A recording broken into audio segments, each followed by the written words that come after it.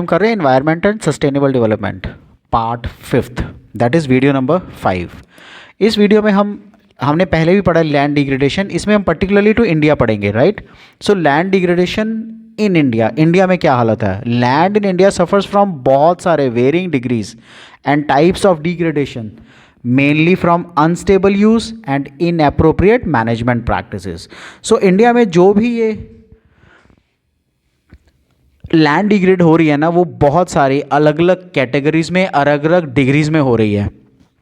और ये जो डिग्रेडेशन है ना, ये अनस्टेबल यूज के लिए के कारण है या प्रॉपर मैनेज नहीं कर पा रहे, इनएप्रोप्रिएट मैनेजमेंट प्रैक्टिसेस के कारण है। The factors responsible for land degradation in India are loss of vegetation. Loss of vegetation सबसे बड़ा रीजन है, अकरिंग ड्यू टू डिफॉरेस्टेशन। जो डिफॉरेस्टेशन के कारण जो वेजिटेशन है, जो हरियाली है, वो लॉस हो रही है। अनसस्टेनेबल फ्यूल वुड, जो वुड है ना, अब इतनी ज़्यादा पॉपुलेशन है, इतनी बड़ी पॉपुलेशन है, तो हमें लकड़ी एज अ वुड यूज़ करनी पड़ती है कई लोगों को, उसके कारण भी लैंड डिग्रेड हो रहा है। फॉडर एक्सट्रैक्शन, फॉडर जो चारा एक्सट्रैक्ट करते हैं। शिफ्टिंग कल्टीवेशन, हमें कल्टीवेशन शिफ्ट करना चाहिए, ठीक है। शिफ्टिंग कल्टीवेशन के कारण लैंड डिग्रेड होती है। रिडक्शन इनटू फॉरेस्ट लैंड, पहले बहुत सारे फॉरेस्ट होते थे, अब काट के वहाँ पे अर्बन कंक्रीट सोसाइटीज़ बन गई हैं। फॉरेस्ट फायर्स के कारण, ओवर ग्रेजिंग के कारण लैंड डिग्रेड हुआ है इंडिया में। Non adoption of adequate soil conservation measures, हम लोग पेस्टिसाइड्स, इंसेक्टिसाइड्स ज़्यादा यूज़ करते हैं, फर्टिलाइजर ज़्यादा यूज़ करते हैं, राइट। एडिक्वेट सॉयल को बचाने के मेजर्स यूज़ नहीं करते, सॉयल इरोड हो जाती है। इम्प्रॉपर क्रॉप रोटेशन, जो हमारी क्रॉप रोटेशन चाहिए इंडिया में, उससे वो प्रॉपरली नहीं करते हम, इम्प्रॉपर है। एग्रोकेमिकल्स, फर्टिलाइजर, पेस्टिसाइड हम यूज़ करते हैं। Improper planning and management of irrigation system, हमारा जो इरिगेशन सिस्टम है ना, वो भी प्रॉपरली प्लान्ड या मैनेज्ड नहीं है। हम प्रॉपर प्लानिंग से या प्रॉपर मैनेजमेंट से इरिगेशन सिस्टम प्रॉपर नहीं करते हैं। Extraction of ground water in excess of regain capacity, जो भी हम ग्राउंड वाटर को एक्सट्रैक्ट कर रहे हैं, वो जितना होना चाहिए उस कैपेसिटी से ज़्यादा कर रहे हैं। हमें ये ध्यान में रखना है कि हमें और कितना पानी मिल जाएगा, कम से कम जितना हमें और मिलेगा उससे तो कम एक्सट्रैक्ट करें इफ़ पॉसिबल। सो हम उससे ज़्यादा एक्सट्रैक्ट कर रहे हैं, रीगेन कैपेसिटी से ज़्यादा एक्सट्रैक्ट कर रहे हैं। क्या क्या स्टेप्स हैं जिससे हम अपने एनवायरनमेंट को बचा सकते हैं। सोशल अवेयरनेस, सबसे पहला स्टेप। जो हमारी पॉपुलेशन है, जो हमारी जनता है, उनको बताएं। So there should be awareness, उनको पता होना चाहिए among the people regarding the threats of increasing pollution. जहाँ पे पॉल्यूशन ज़्यादा बढ़ेगा, जहाँ पे ज़्यादा पॉल्यूशन होगा, उसके क्या क्या कारण है, क्या क्या थ्रेट्स हैं, सो वो हमें लोगों को बताना ज़रूरी है। How can each of us contribute to check this menace, इस प्रॉब्लम को चेक करने के लिए हम सब कैसे कंट्रीब्यूट करें। हमें पॉल्यूशन को कम करना है, इंक्रीज नहीं करना। हमें लोगों को ये बताना है कि जितना पॉल्यूशन बढ़ेगा उससे थ्रेट बढ़ेगा। पॉपुलेशन कंट्रोल करें। बिगेस्ट इशू आज की डेट में which should be controlled is increasing population to protect the environment. Environment को प्रोटेक्ट करने के लिए हम पॉपुलेशन को कंट्रोल करें। Enforcement of environment conservation act, environment conservation act. So ये एक्ट जो है ना 1986 में पास हुआ था। It was pass to check the Detroit quality of the environment की क्वालिटी को चेक करने के लिए। अफॉरेस्टेशन कैंपेन, डिफॉरेस्टेशन तो चल ही रहा है, लेकिन हम पेड़ और लगाएं। Extensive afforestation campaign should be launch to protect the environment, right. Go green, more trees, in plant more trees. Pollution के ऊपर कंट्रोल रखें। हम स्टेप्स जो हम एनवायरनमेंट को सेव करने के लिए कर रहे हैं, उसमें पोल्यूशन के ऊपर हम पूरा कंट्रोल रखें। हमने पीछे भी पढ़ा है air pollution, right, the causes of air pollution, water pollution and noise pollution. So जितना हम ज़्यादा से ज़्यादा कंट्रोल रखेंगे पोल्यूशन के ऊपर, जितना हम पोल्यूशन को कम रखेंगे, उतना हम अपने एनवायरनमेंट को बेटर सेव कर पाएंगे। वाटर मैनेजमेंट, ऐसा नहीं है कि पानी तो बहुत है, समुंदर में भी पानी है, बट वो सी का जो वाटर है वो हम लोग यूज़ नहीं कर सकते अपने ड्रिंकिंग के लिए, right. So there should be means, ऐसे तरीके होने चाहिए which can harvest the rain water. जो बारिश का पानी आता है हम उसको हार्वेस्ट कर सकें, उसको रोक सकें कहीं पे, और उसको फ्यूचर यूज़ में ला सकें। To use it in the areas where there is scarcity of water, जहाँ पे पानी कम है। So that clean drinking water can be provided to the rural people. जिन गाँव में पानी नहीं आता, जिनमें पानी कम है, हम उनमें पानी सप्लाई कर सकें through water management, management of solid waste. India जैसे बड़े कंट्री में जहाँ बहुत सारी पॉपुलेशन है, वहाँ डेली का सॉलिड वेस्ट ही बहुत ज़्यादा प्रोड्यूस होता है। So management of solid waste is very very essential. It should be treated chemically, ये केमिकली ट्रीट होना चाहिए। Rural garbage should be converted into compost, जितना भी रूरल गार्बेज है वो कंपोस्ट में कन्वर्ट होना चाहिए। इम्प्रूवमेंट ऑफ हाउसिंग, लोगों को रहने के लिए घर देने चाहिए। लोगों के पास आज भी रहने को घर नहीं है। अगर उनके पास एक प्रॉपर घर होगा ना, तो घर में वो सीवरेज यूज़ करेंगे, but proper drinking water use करेंगे, वो अपनी फैसिलिटी सारी घर के अंदर इंस्टॉल करेंगे। बट क्योंकि आज की डेट में बहुत सारे लोगों के पास घर नहीं है, तो उनको गवर्नमेंट की फैसिलिटीज़ पे रहना पड़ता है, एंड कभी कभी गवर्नमेंट प्रॉपरली फैसिलिटीज़ दे भी नहीं पाती है। Improvement in housing. हमारा नेक्स्ट टॉपिक है environment and sustainable development. So sustainable development का मतलब क्या होता है? लिटरल मीनिंग ये है, अभी तक हम एनवायरनमेंट पढ़ रहे थे, लिटरल मीनिंग सस्टेनेबल डेवलपमेंट का ये है कि हम जितना सस्टेन कर पाते हैं उतनी ही डेवलपमेंट करें, ताकि फ्यूचर जनरेशन्स के लिए कुछ रख सकें हम एनवायरनमेंट को प्रोटेक्ट करके। सो सस्टेनेबल डेवलपमेंट एक ऐसा प्रोसेस है फॉर मीटिंग ह्यूमन डेवलपमेंट, को मीट करना goals, while maintaining the ability of natural systems to continue to provide the natural resources and ecosystem services upon which the economy and the society depends.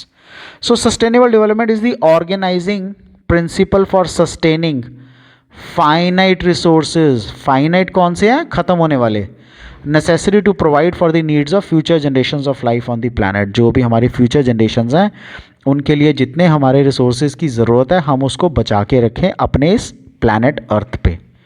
Sustainable development is the development that meets the needs of the present. Sustainable development का basically मतलब ये है कि ऐसी development करें जो present की need को फुलफिल कर पाए without compromising the ability of future generations. जो भी हमारी फ्यूचर जनरेशंस हैं उसकी एबिलिटी को कॉम्प्रोमाइज़ किए बिना, to meet their own needs, अपनी नीड्स को सेटिस्फाई कर पाए। अब सस्टेनेबल डेवलपमेंट के फीचर्स क्या हैं? सब सस्टेनेबल डेवलपमेंट के पहला फीचर जैसे sustain rise in real per capita income and economic welfare. हम सब चाहते हैं इकोनॉमिक वेलफेयर इंक्रीज हो, लेकिन not at the cost of हमारा एनवायरनमेंट, राइट? बिकॉज अगर हम सस्टेनेबल डेवलपमेंट नहीं करेंगे तो फ्यूचर जनरेशंस अपना जीडीपी ग्रोथ, अपना real per capita income grow नहीं कर पाएंगी, उनका इकोनॉमिक वेलफेयर प्रॉपरली नहीं हो पाएगा। Rational use of natural resources, हम नेचुरल रिसोर्सेज को सही तरीके से, जहाँ ज़रूरत है, जितनी ज़रूरत है उतना ही यूज़ करें। वाटर रिसोर्सेज, हम तो कह रहे हैं ना कि अर्थ पे इतना पानी है, बट वो ड्रिंकेबल वाटर नहीं है, वो भी ख़त्म हो रहा है। जो पानी हम पीते हैं वो पानी अगर फ्यूचर जनरेशन्स के लिए ना बचा, बहुत सारे ऐसे सिटीज़ हैं आज की डेट में जहाँ पे पानी, ग्राउंड वाटर बहुत नीचे चला गया है, और कुछ सिटीज़ में तो ग्राउंड वाटर ख़त्म हो गया है। उन लोगों को रेन पे डिपेंड रहना पड़ता है, प्लस अदर फैक्टर्स हैं जिन पे डिपेंड रहना पड़ता है for getting the water, even drinkable water, right? So no reduction in inability of future generations, no reduction in ability of future generations. ऐसा नहीं है कि फ्यूचर जनरेशन की एबिलिटी को हम कुछ इम्पैक्ट करें, नेगेटिवली इम्पैक्ट करें।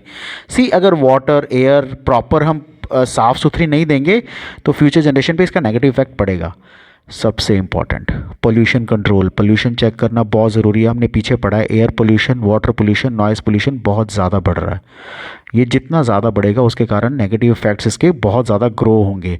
ह्यूमन हेल्थ पे इसका नेगेटिव इफेक्ट पड़ेगा, एंड फ्यूचर जनरेशन्स पे की हेल्थ पे भी इसका इफेक्ट पड़ेगा, राइट? सो ये सब चीज़ें हमें ध्यान से करनी है।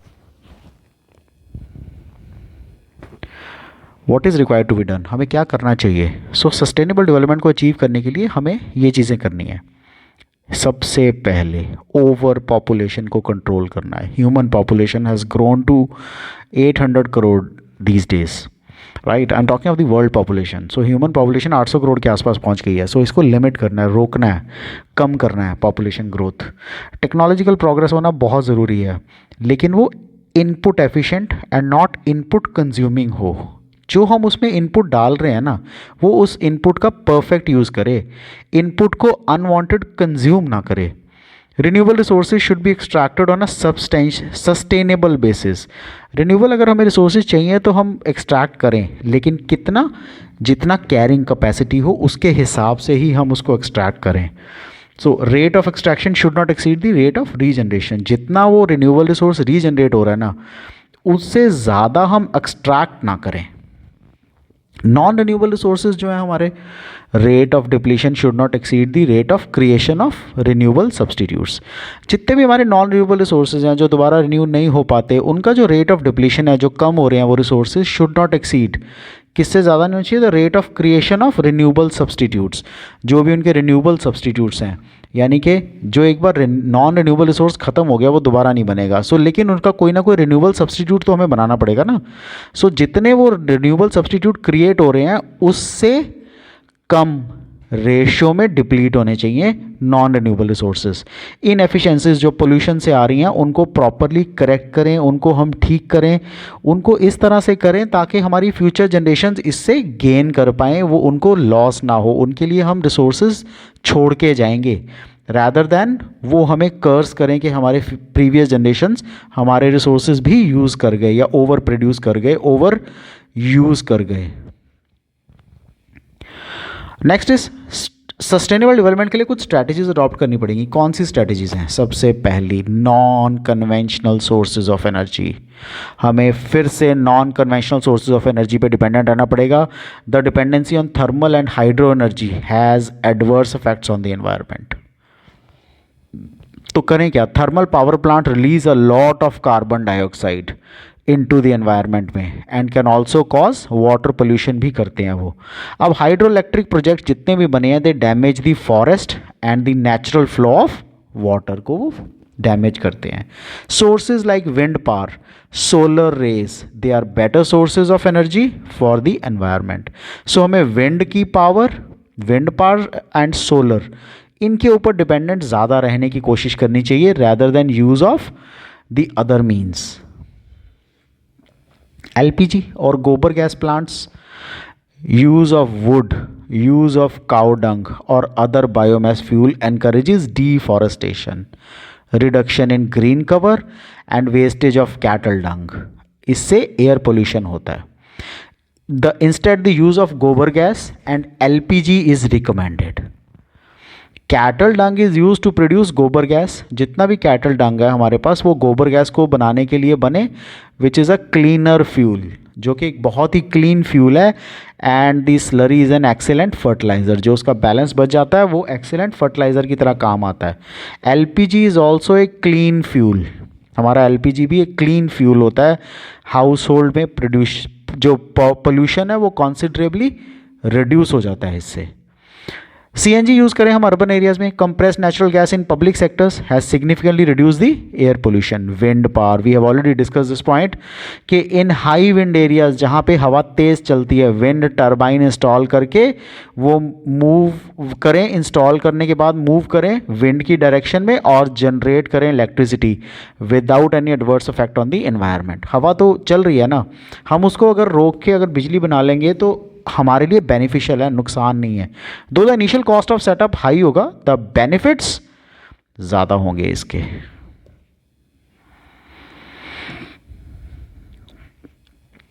फोटोवोल्टिक सेल्स, सोलर, इंडिया में solar energy, solar sun rays बहुत ज़्यादा अच्छा सोर्स है एनर्जी का, राइट। सो इंडिया में अगर ये अबंडेंस में है तो हमें उसको यूटिलाइज करना चाहिए। India is endowed with abundant sunlight, बहुत अच्छी सनलाइट है which is a rich source of energy है हमारे लिए। Solar energy and its conversion into electricity एक इफेक्टिव आंसर है not only to the problem of economic growth but problem of sustainable development के लिए भी। Mini hydel plants, streams in India can be use to generate energy by installing mini hydel plants. Mini hydel plants क्या होते हैं? Mini hydel plants होते हैं ऐसे, ये मिनी हाइडल प्लांट्स हैं, पानी को रोक के डैम बन जाता है जिससे इलेक्ट्रिसिटी प्रोड्यूस होती है। These streams can move turbines, इससे मूव होती हैं जिससे इलेक्ट्रिसिटी प्रोड्यूस होती है। The power can be use to meet local requirements को मीट कर सकती है ये। They are eco friendly and do not alter the land use pattern. Eco friendly होते हैं इसलिए लैंड का जो यूज़ पैटर्न है उसको अफेक्ट नहीं करते ये। Traditional knowledge and practices, India एक ऐसा कंट्री है where people have been closely connected to their environment. Right, traditional knowledge and practices. So India जैसे कंट्री में लोग अपने क्लोजली कनेक्टेड हैं अपने एनवायरनमेंट के साथ। All our traditional practices were eco friendly, right. जितनी भी हमारी ट्रेडिशनल प्रैक्टिसेस थी वो सब इको फ्रेंडली थी, एनवायरनमेंट को ध्यान में रखते ही हम सब कुछ करते थे। When we started to drift away from traditional system and heritage, जो हमारी हेरिटेज है, जो हमारा पुराना ट्रेडिशन है, पुराने कल्चर्स हैं, जब हम उससे अलग दूर चले गए, ड्रिफ्ट अवे हो गए, उससे क्या हुआ, एनवायरनमेंट डैमेज होना शुरू हो गया। So adopting simple and traditional practices, सौखी, इजी एंड ट्रेडिशनल पुरानी practices not only helps us lead a healthy life but also protect us from the side effects of modern products and services.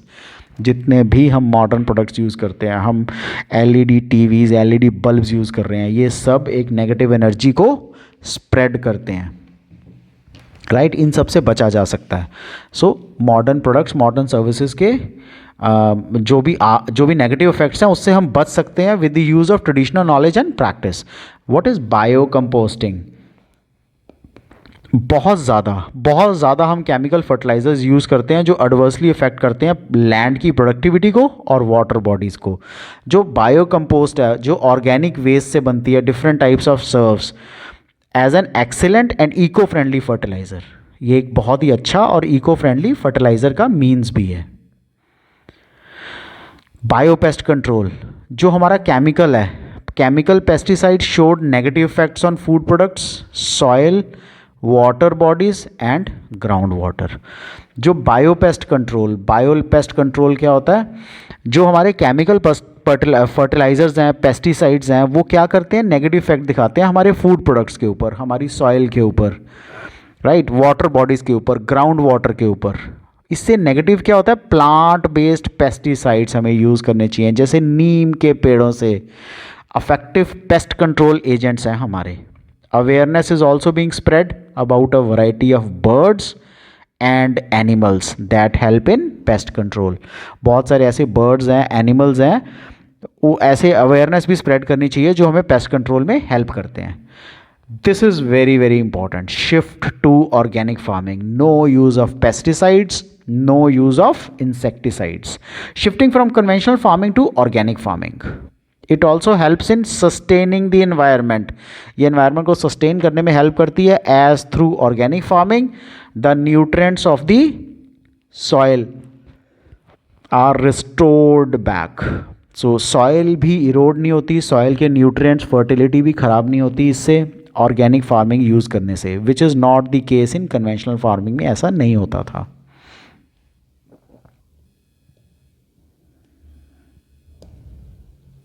That's it for this video. आपको इसमें कोई भी doubt हो, do let me know, I will clear all your doubts. Take care, good bye.